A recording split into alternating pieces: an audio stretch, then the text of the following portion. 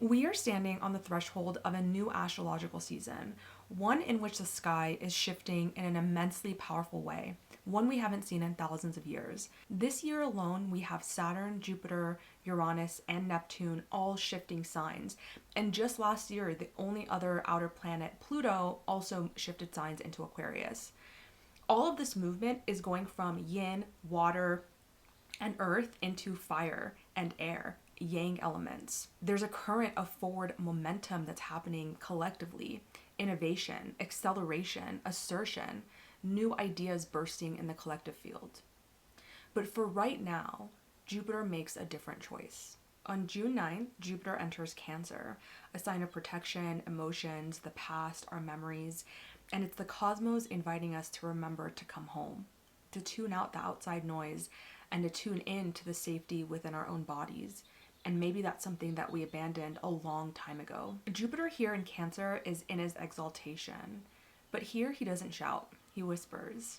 And this is a moment for us to remember to soften, to listen to the quiet beneath all of our ambitions, and to remember that growth doesn't always look like that forward momentum. Sometimes it's more still, cyclical, and sacred. Jupiter in Cancer asks, what if your emotional landscape is the very map to your spiritual expansion? This is Jupiter's wisdom beneath the waves. Let's discuss it together.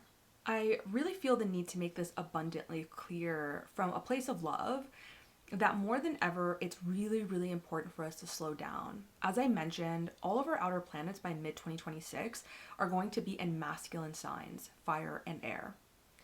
If you think about the last 5 years and how crazy everything has been, that was with the majority of our outer planets sitting in earth and water. And those elements are less easily influenced than the masculine ones.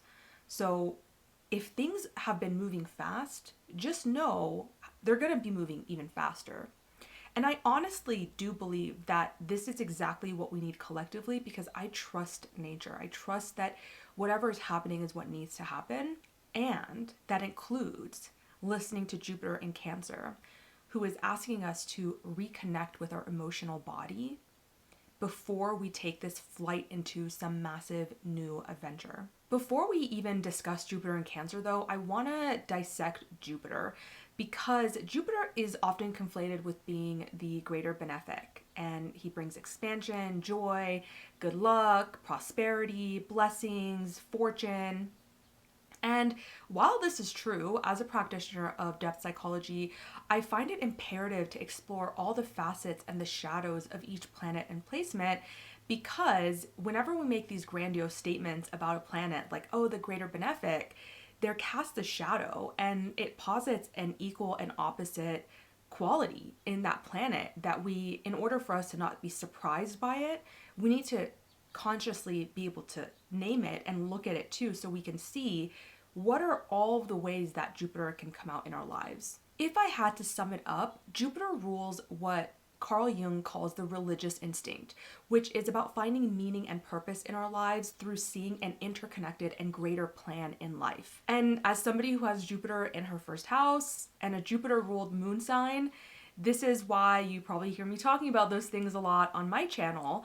And so I'm not just sharing my knowledge from books and teachers and my one-on-one clients who have prominent Jupiter placements or Jupiterian signs, but from the depth of my own experience with Jupiter, and the good of that, the bad, and the ugly. The craving for meaning that Jupiter often desires can sometimes push us to try to satisfy it in ways that are not so healthy for us. And this is where things can kind of lead into the excess and indulgence of Jupiter that we talk about. Now, if we even think about, let's say, a narcissist is generally, and I just want to say, I do think a lot of people in our collective are deeply wounded, and so they may display narcissistic type behavior, but a true narcissist is very rare clinically. And I have a lot of thoughts about everything that's happening with that, and people just calling everybody a narcissist. And this is coming from somebody who was in a relationship when I was younger with someone who most people deemed a sociopath. So I come from, once again, experience here of dealing with someone who did unimaginable things. And so I don't want to unpack that super deep in this video, but if we just look at narcissists, a lot of them, even the covert narcissists, have this sense of hubris, right? There's an arrogance to them. They have these big displays of self-love, of grandiose ideas about who they are. But what it comes from is actually a deep opposite of that, which is a lack of self and a lack of self-love.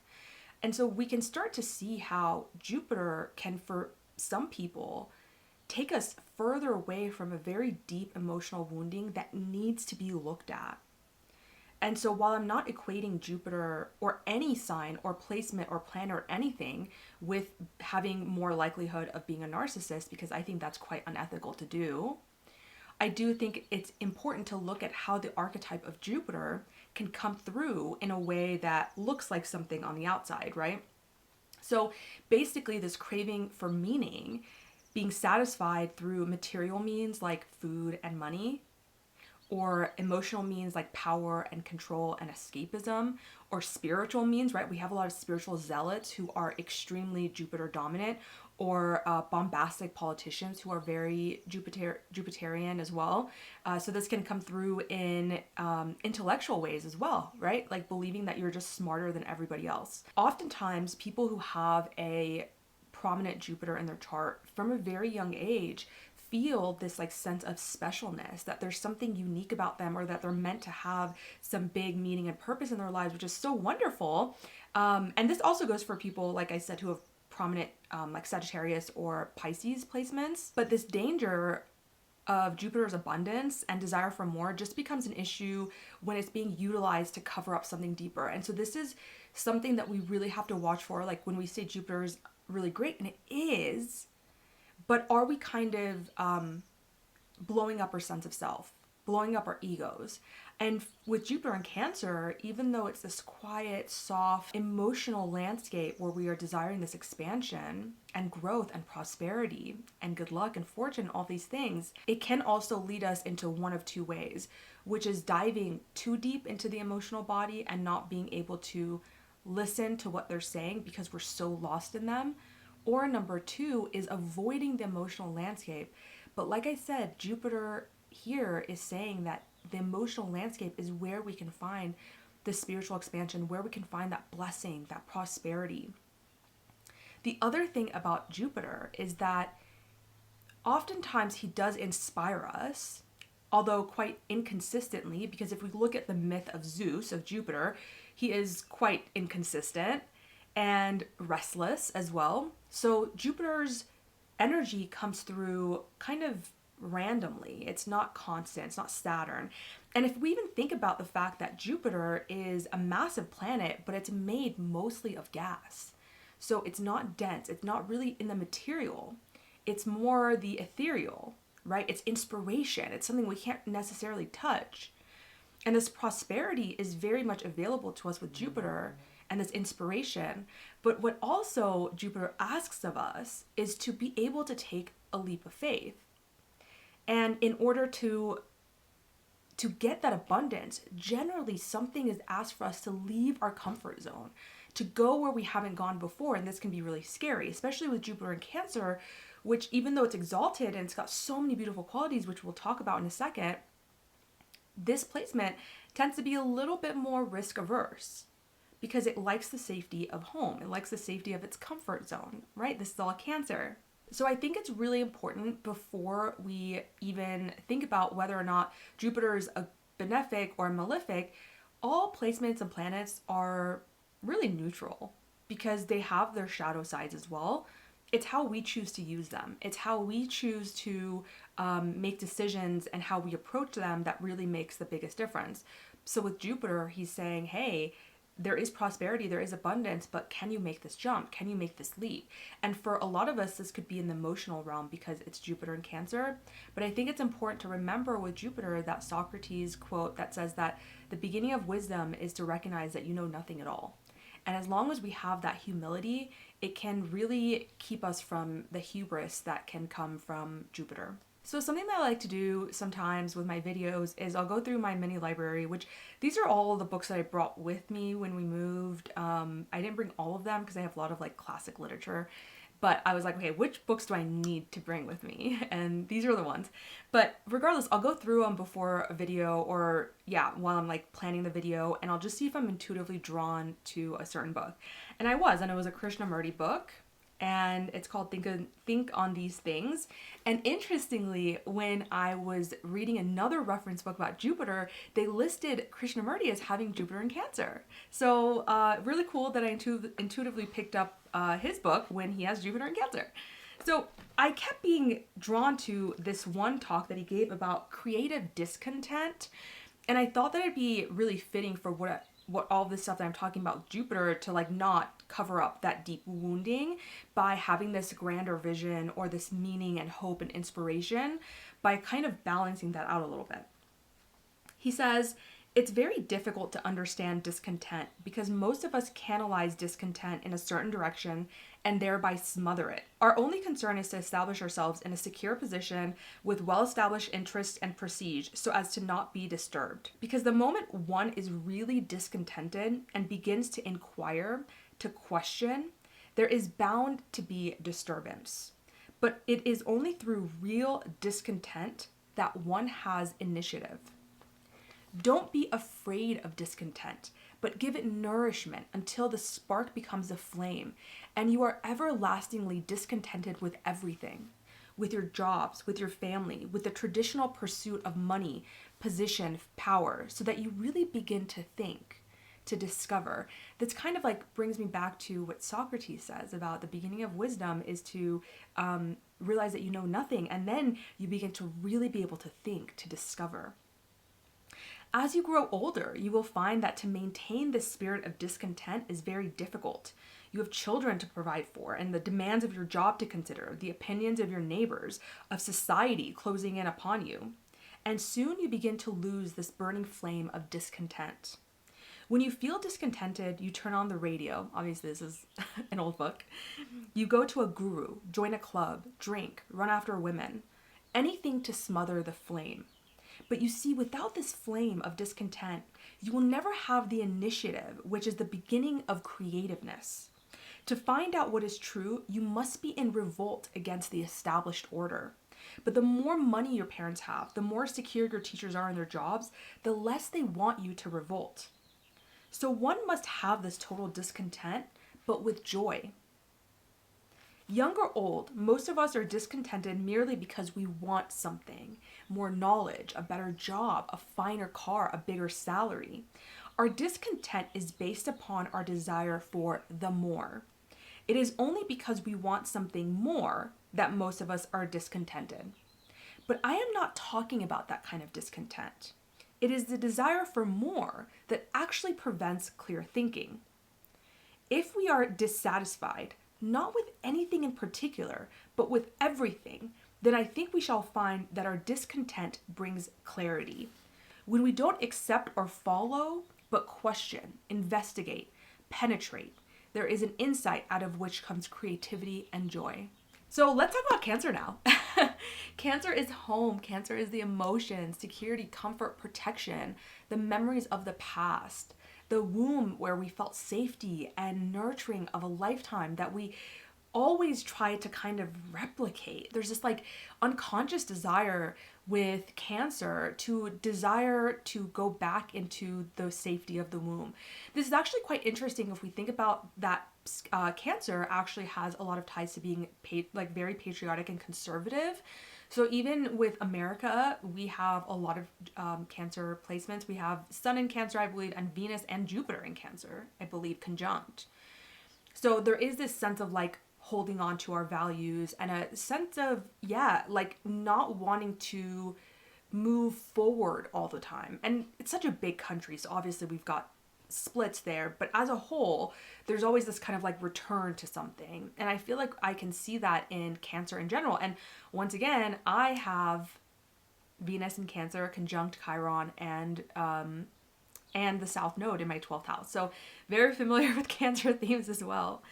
But yeah, it's this stark reality of pain that we are exposed to the minute that we're birthed. And the opposite sign of Capricorn thrives in the material plane, but Cancer just wants to go back home. Like it just wants to go back into that emotional safety that it once felt. And the truth is, and I know you probably know this, but I want to lovingly and consciously remind us all that we can't have that same safety again. It'll never feel like it did during those 9 months where it was like complete nurturing and a cushion around us and being completely served in every aspect of our needs. We can't ever have that again. So we have to recreate it within our own bodies.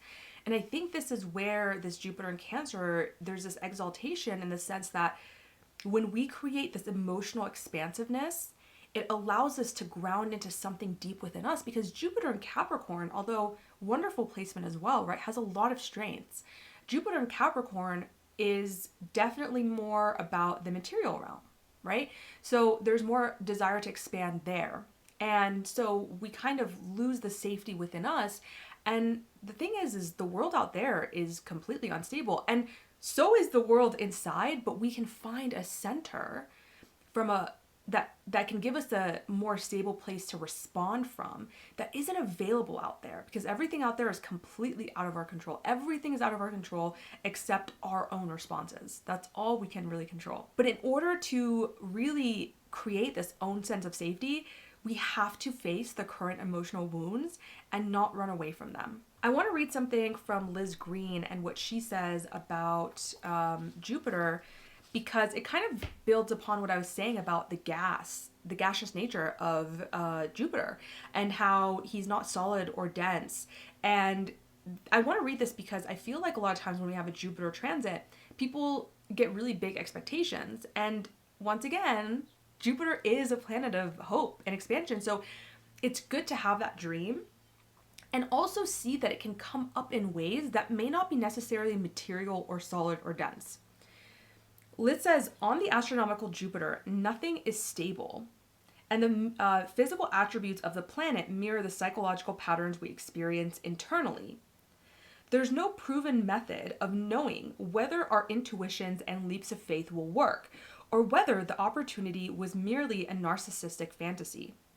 The only way we can find out is to pursue Jupiter's vision with as large as a dose of realism as we can muster, and a willingness to read the small print before we jump. If we never jump, we may spend the rest of our lives full of regret, wondering why life has somehow passed us by. All I'm saying is that Jupiter in Cancer will show up to help you if you're doing the necessary emotional work and having the courage to take a leap of faith. And maybe your expansion will begin where you were once made to shrink. I recently made the decision to leave my career as a pharmacist, and it was one of the hardest things I've ever done, because for the first time in my adult life, I didn't have a plan. I didn't have some place I could land on, right? I took a Jupiterian leap of faith, and even though I hated my job, right, and it was never in alignment with my values, honestly, it still felt safe and familiar and kind of easy, honestly, because I worked from home and it was just part-time and, for the last couple of years. And this is once again my Cancer stuff coming out, which is why I think it's really talks about where we can feel stuck in our lives, is that sense of familiarity and safety. This Cancerian urge to stay with the familiar, to seek safety in what we've known in the past, is even when it's not actually comfortable and you hate it. And it sounds so silly, but we all do this to some extent. So when Jupiter comes here, he's asking for this expansion, this growth and meaning through pushing our boundaries of what we have considered to feel safe in the past. Moving toward creating a new sense of emotional foundations, a new sense of emotional safety, which we can kind of spring off of, and then maybe take that leap of faith. Now, what I love about this, actually, is that we have the third Saturn-Jupiter square happening on June 15th. So if you can remember, we had the first one, I believe it was mid-August, and then we had one at the end of December of 2024, and then now we are at the third one on June 15th. This Jupiter-Saturn cycle began in December of 2020, so they last about 20 years. And before I even go further, I want to just say that when we are dealing with these large planetary cycles, for much of it, we're often in the dark. So when we hit that opening square, so since August of last year and coming through to June, we may not understand what we're actually moving toward yet with this Jupiter-Saturn conjunction. And it might be, we might have to wait until 2030 when Jupiter is going to oppose Saturn. Saturn will be in Gemini and Jupiter will be in Sagittarius. When that opposition occurs, there's some sort of a fruition, a culmination, and we kind of see what this journey has been about. Jupiter is expansion and it's meaning and purpose, and Saturn is quite dense, right? Saturn is that dose of realism that Liz was talking about in the book. Saturn is the one who builds structures and foundations, but sometimes Saturn loses the vision, right? Like Jupiter can come in and say, what are you building this for? What is all of this work even for? Like, what are you actually desiring? How are you finding meaning and purpose? So Jupiter kind of always lets us like look up and see, oh, what are we actually doing? Whereas a Saturn is like, hey, we got to do this. We got to build, build, build. At the same time, sometimes Jupiter doesn't look down enough and he's just looking out there and he's got all these crazy fantasies and dreams and they're not really rooted in anything real. And so Saturn can actually come in and say, hey, is this actually something that you can do? Do you think this is actually possible?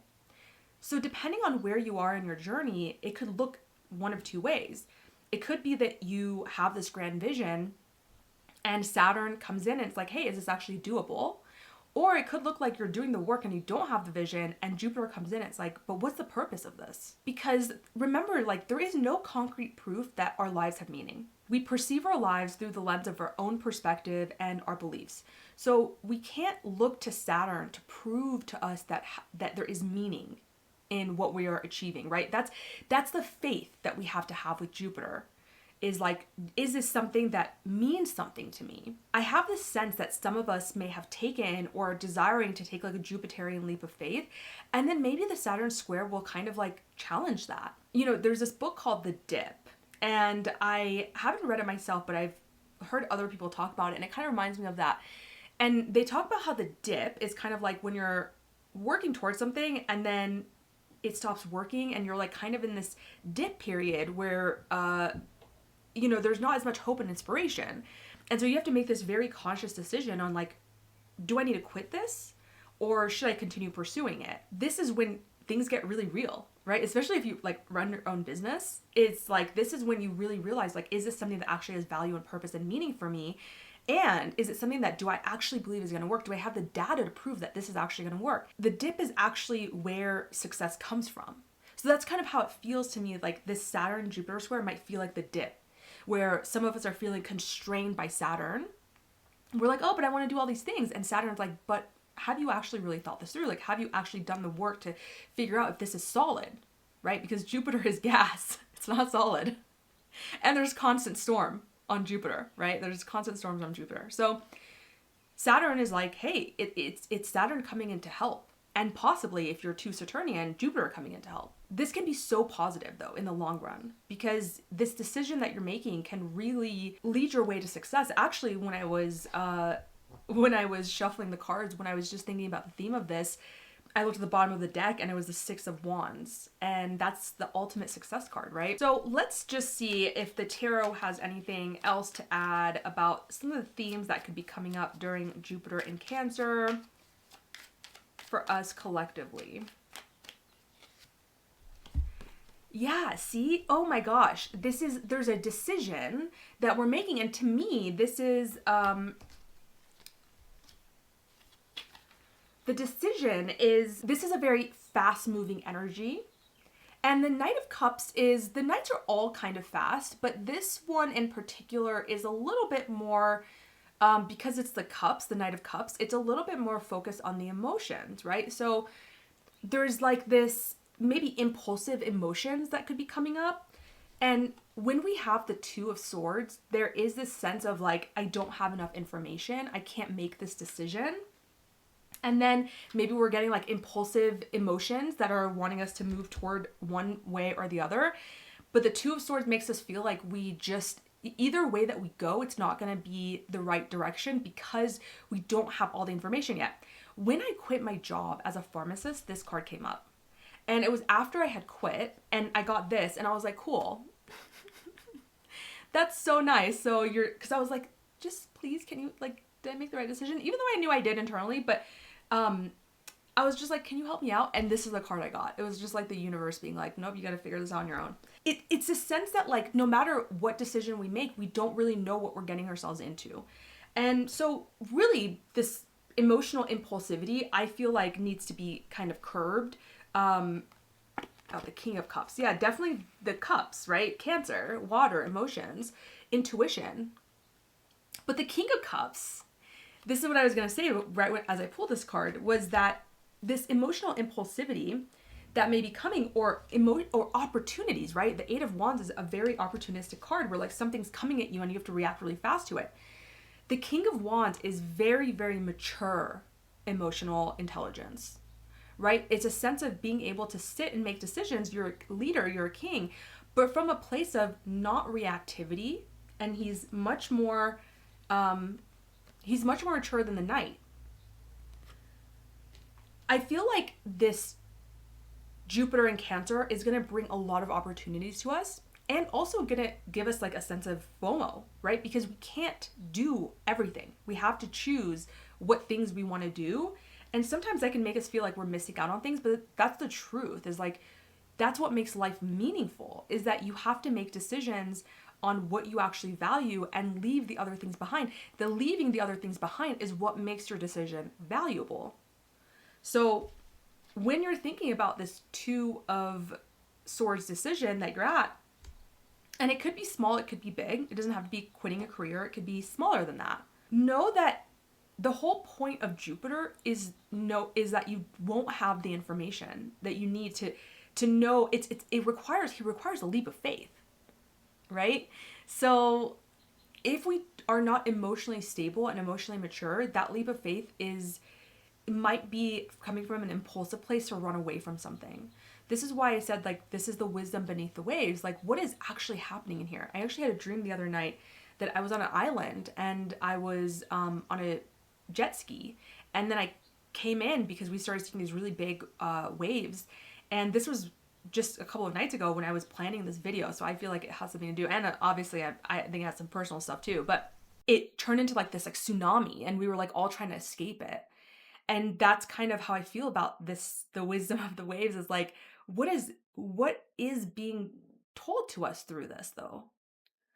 Like, what are we trying to run away from that maybe just wants to whisper to us that, hey, like, there's something here. Okay, so we'll get one last card to just give an advice for everybody. The High Priestess. Yeah, I mean, if you even just look at the imagery here and just all of the blue clarity, like, wow. And I mentioned in the beginning of this video that, this is really a time for us to soften into our intuition, to listen to that emotional guide, because everything else is going to feel like it's moving so fast. The High Priestess is a reminder to go inward, that alchemy starts within, right? Because we can't control the without. And to listen to our intuition, to guide ourselves into the next step, the next phase. I always feel like whenever I get the High Priestess, that people are like, everyone's really excited to get the Magician, not so much to get the High Priestess, because the Magician is like, yeah, you're alchemizing something in the material form, right? It's more masculine. And I feel like when you get the High Priestess or even the Moon card, it's like these are kind of pulling you back, in a sense, into your own body. And I feel like with Jupiter, there is this desire to leave the body, which, as somebody who has had a lot of autoimmune diseases, because I've wanted to leave my body as a Jupiter person, I can tell you that this is true. So I want to end with just spending some time talking about anybody who's going through their Jupiter return. The Jupiter return is when Jupiter returns to the same position that it was in when you were born. Now, the Jupiter return, and really any transit with Jupiter, isn't just that time that Jupiter is an exact place. Like, it technically is, but a lot of things can happen while Jupiter's in that sign. Like I said, there's nothing really stable or consistent about Jupiter. One of the things that I don't often hear people talk about is many times our Jupiter return coincides with a 12th house perfection year, because they're both 12-year cycles. And perfection year is a Hellenistic astrology technique, and it highlights what area of life using the houses will be a main focus during this year of your life. So this is something I use with my one-on-one clients to just kind of see what theme is happening. And the years of the 12th house perfection year are 23, 35, 47, 59, 71, 83, and 95. So if you're having your Jupiter return and you're falling within that age range, then you're going to, during that year, when you're that old, you're going to be in a 12th house perfection year.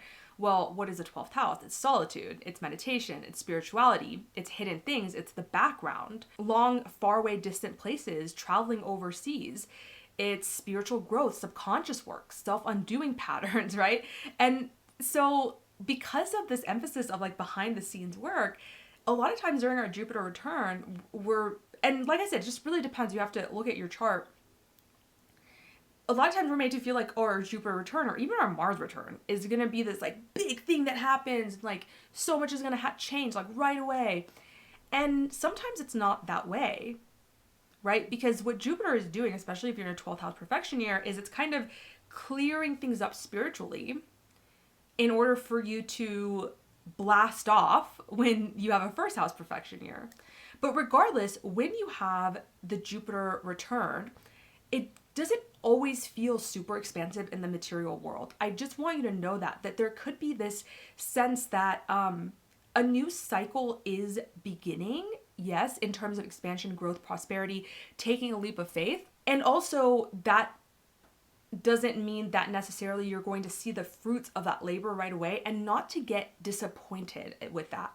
Because what you're doing with Jupiter is less about the material realm and more about believing in yourself and believing in something greater in life, and yeah, threading meaning into your life.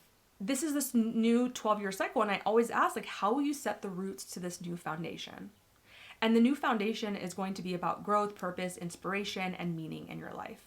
It may also help you to think about the last Jupiter return cycle, so about 12 years before this, because there are definitely some threads that weave through that narrative that can help you see the patterns that happen around every 12 years for you. As Jupiter begins this gentle and profound passage through Cancer, we're really being called inward. And this isn't about bypassing life's demands, right? Like, it's just more about rooting deeper into our feeling selves so that we can rise with more integrity, more softness, more truth, ultimately. And if you're feeling this pull towards finding safety through clarity, emotional healing, spiritual transformation, my one-on-one sessions are designed exactly for that. So I'll have the link down below. I would love to journey with you on this new path that we are all beginning with Jupiter in Cancer. If this video resonated, I'd love if you could please give it a like, subscribe, or share it with someone that you think would benefit from my message. Your support helps me more than you know, and it really reminds me of the sacredness of community. So until next time, trust the tides. They know the way home.